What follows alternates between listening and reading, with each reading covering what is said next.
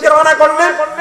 আল্লাহর হাবিব মুহাম্মদ রাসূলুল্লাহ বলেন, আল্লাহ রাব্বুল আলামিন আল্লাহর দ্বীন শেখার জন্য যেই ব্যক্তিরা জান্নাতের রাস্তায় বের হয়ে যায়, জান্নাতের রাস্তায় বের হওয়ার পরে লোকটা যদি জান্নাতের রাস্তার বেশিরভাগ পথ অতিক্রম করে, আল্লাহ এই জান্নাতের রাস্তায় বের হওয়ার কারণে তার যতই পাপ থাকুক, যতই গুনাহ থাকুক, যতই অপরাধ থাকুক, আল্লাহ পাক জান্নাতের রাস্তায় ওঠার কারণে তাকে জান্নাত দিয়ে দিবেন।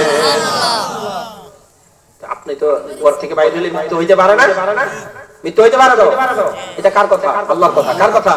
ফাইদা জাআ আজালুহুম লা ইস্তাখিরুনা সাআতান ওয়া লা ইস্তাকদিমুন। কোথায় কখন মৃত্যু আসবে বোঝার কোনো ক্ষমতা নাই, জানার কোনো ক্ষমতা নাই।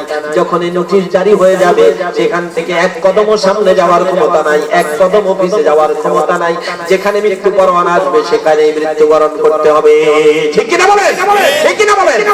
এখন আল্লাহর এক বান্দা মাহফিলের উদ্দেশ্যে বের হয়েছে কোরআন শেখার জন্য।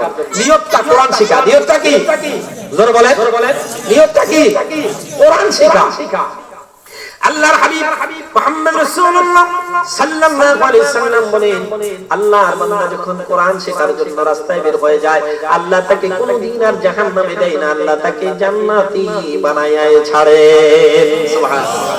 এখন ব্যক্তি বের হলেন মাহফিলের উদ্দেশ্যে, প্রতিমধ্যে মালাকুল মউত আজরাইল আসলো। ব্যক্তি বাড়ি থেকে মাত্র 800 অতিক্রম করলেন 10 ভাগের 1 ভাগ। 10 ভাগের কয় ভাগ? জোরে বলেন। 10 ভাগের কয় ভাগ? আচ্ছা 10 ভাগের। আল্লাহ রাসূলের হাদিস, কেউ যদি জান্নাতের রাস্তায় উঠে অর্ধেকের বেশি পথ গেলে সে জান্নাতে যাবে। অর্ধেকের বেশি পথ গেলে সে কোথায় যাবে? 10 ভাগের 1 ভাগের অর্ধেক হয়। অর্ধেক তো হয় না। তা সে কি জান্নাতে যাবে? বুঝে জবাব দিবেন। জান্নাতে যাবে? 10 ভাগের 1 ভাগ সে কি জান্নাতে যাবে? বুঝে জবাব দিয়ে আলহামদুলিল্লাহ বলেন। যাবে। আলহামদুলিল্লাহ বলেন। যাবে। আলহামদুলিল্লাহ বলেন। ব্যক্তিটি 10 ভাগের 1 ভাগ অতিক্রম করার পরে মৃত্যুর নোটিশ জারি হয়ে গেল, মৃত্যুর পরোয়ানা এসে গেল। আল্লাহ রাব্বুল আলামিন মালাকুল মউত আজরাইল পাঠালেন। রে আজরাইল, তোমার দায়িত্ব পড়েছে আমার সেই বান্দার কবজ করে নাও।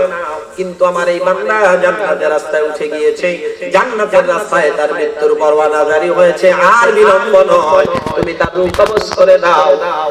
আজরাইল তার কবজ করে দিলেন। ব্যক্তিকে এলাকাবাসী, দেশবাসী, জাতি মুসলমান ভাইয়েরা মিলে কবরস্থ করে দিলেন। আল্লাহ রাব্বুল আলামিন আহকামুল হাকিমিন, আল্লাহর এই বান্দার কবরে আল্লাহ জিবরাইলকে পাঠিয়ে দিলেন।